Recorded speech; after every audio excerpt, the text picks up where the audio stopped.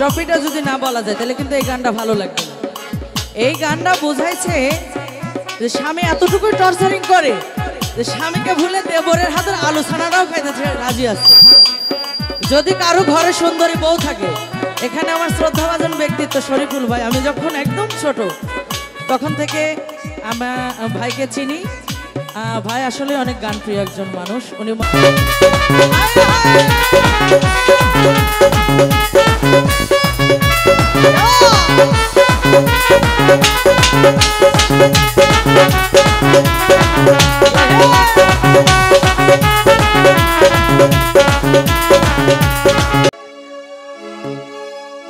ও স্বামীর ভাত খাবো না মা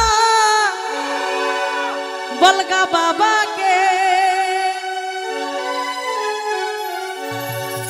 দেবরের হাতের পোহরা বেগুন মজা লেগেছে। ও স্বামীর ভাত খাবো না মা বলগা বাবাকে,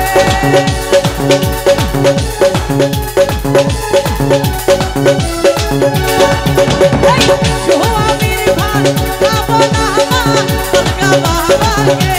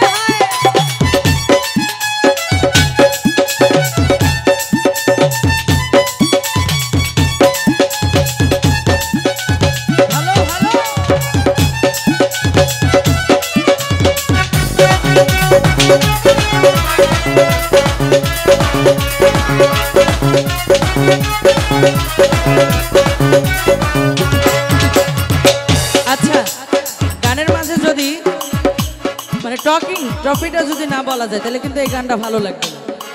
এই গানটা বোঝাইছে যে স্বামী এতটুকু টর্চারিং করে যে স্বামীকে ভুলে দেবরের হাতের আলু ছানাটাও খাইতে রাজি আছে। যদি কারো ঘরে সুন্দরী বউ থাকে, এখানে আমার শ্রদ্ধাভাজন ব্যক্তিত্ব শরীফুল ভাই, আমি যখন একদম ছোট তখন থেকে আমার ভাইকে চিনি। ভাই আসলে অনেক গান প্রিয় একজন মানুষ। উনি ময়মনসিংহ ফুলবাড়িয়ার মানুষ, বিয়ে করেছে আমাদের গুরদাসপুর থানায়। এখন উনি সেটেল ধরতে গেলে আমাদের সিরাজগঞ্জেই উনি লং টাইম থাকে, মানে সিরাজগঞ্জেরই একজন মানুষ হয়ে গেছে ময়মনসিংহ উনি বাদ এখন।